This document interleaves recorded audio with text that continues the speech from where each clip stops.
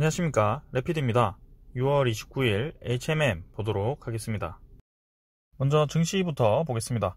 코스피 0.4% 내렸고요. 코스닥 0.4% 올랐습니다. 자, 지금 코스피와 코스닥이 계속 반대로 가고 있습니다. 그 이유는 아마도 코로나19 변이 바이러스죠. 델타 변이 바이러스와 델타 플러스 변이 바이러스 때문인 것 같습니다. 자, 인도에서 시작한 델타 변이 바이러스가 전 세계로 퍼지기 시작했고요.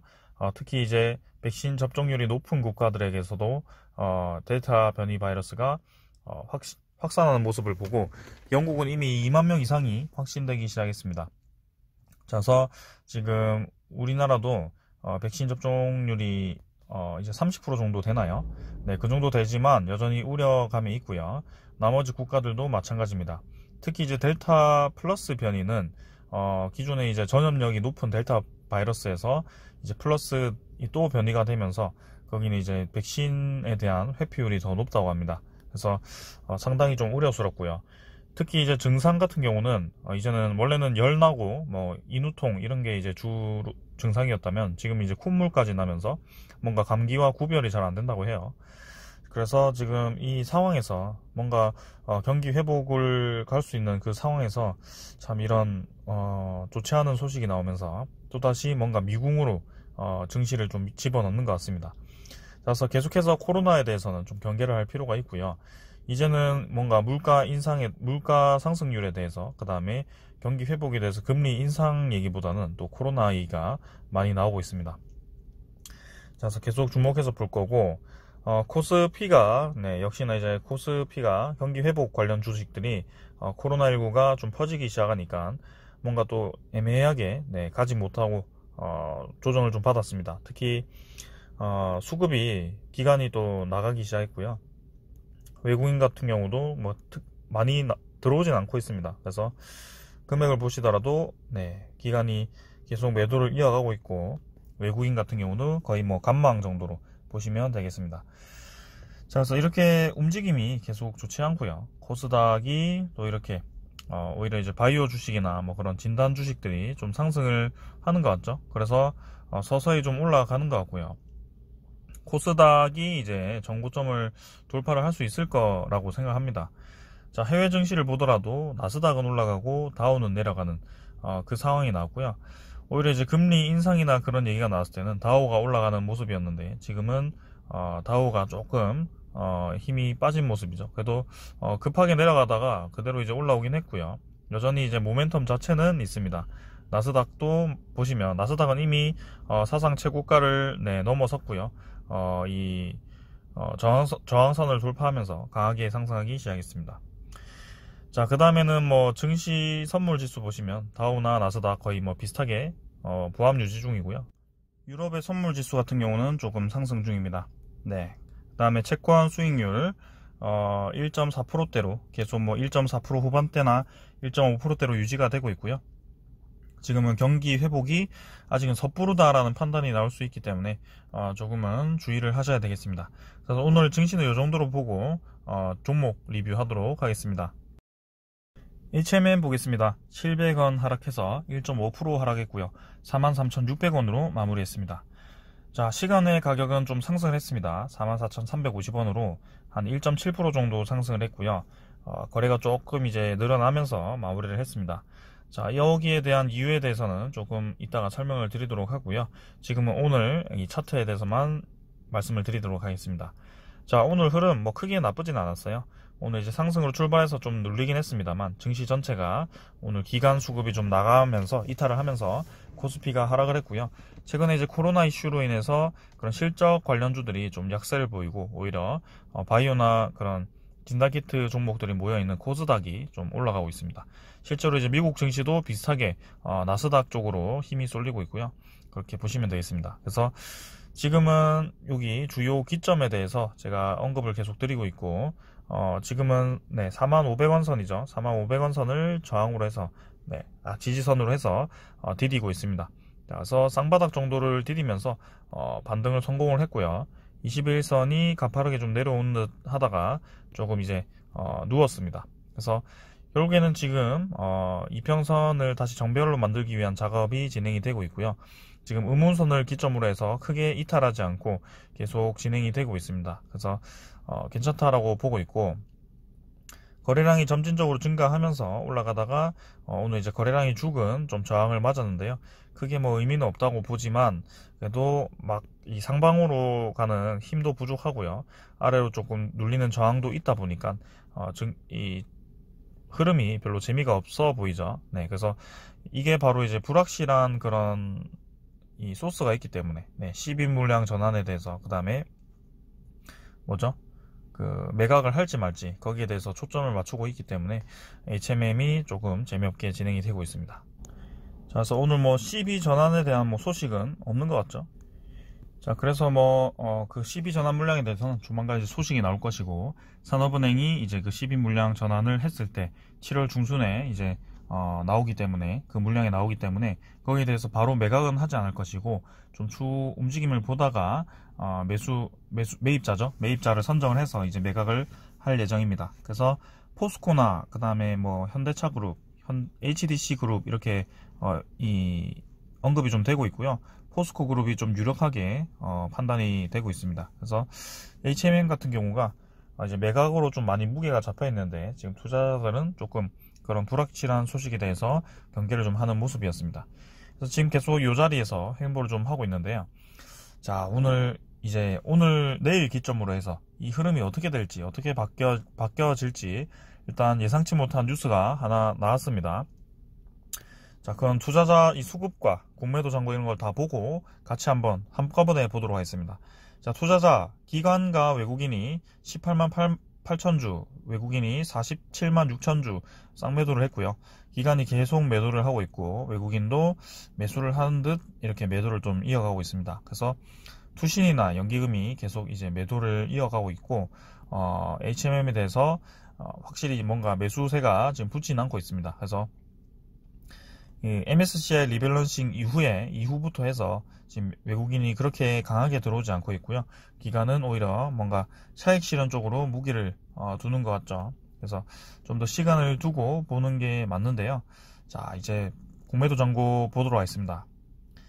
공매도 잔고는 계속 늘어났습니다. HMM이 계속 늘어나서 제가 굉장히 우려스럽게 보았는데요. 오늘 다행스럽게 이렇게 감소를 좀 했습니다. 그래서 잔고가 줄기 시작했다면 조금 더 며칠 더 봐야 되겠지만, 이 거래량 자체가 좀 줄었다. 네, 조금 줄기 시작했고, 이 공매도 잔고가 얼마나 더 줄었을지는 조금 더 봐야 될 것 같아요. 그 다음에 HMM의 그 대차 잔고죠. 대차 잔고 한번 확인해 보겠습니다. 이건 두산이고, HMM의 대차 잔고는, 자, 신용 대차는 이제 오늘 뭐 아직 안 나왔습니다. 근데 뭐 여전히 높게 4,500만 주 유지가 되고 있고요. 뭐 크게 의미 없이 넘어가겠습니다. 그 다음에 현재가의 그 외국인 거래 48만 주 매도해서 거의 다 이제 매수로 잡혀서 플러스로 되었습니다. 그래서 외국인 전일에 이어서 오늘 이제 매도를 좀 했지만 대부분을 이제 다시 매수를 했고요.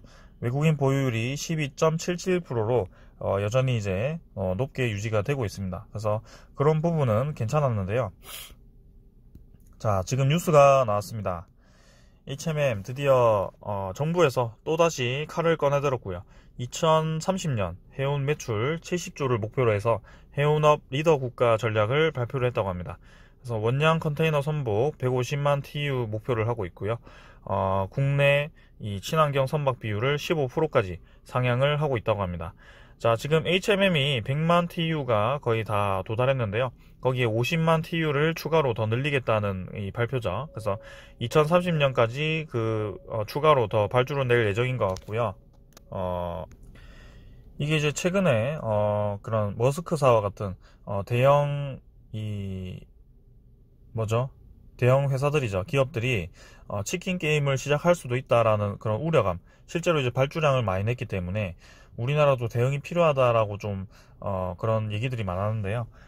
정부에서도 이렇게 칼을 빼들어서 치킨 게임에서 이번에 드디어 이제 이 호황으로 살아났는데, 이렇게 된 이상 죽진 않겠다. 네, 두 번은 죽지 않겠다라는 의지를 드러낸 것 같고요. 굉장히 긍정적인 뉴스가 나온 것 같습니다.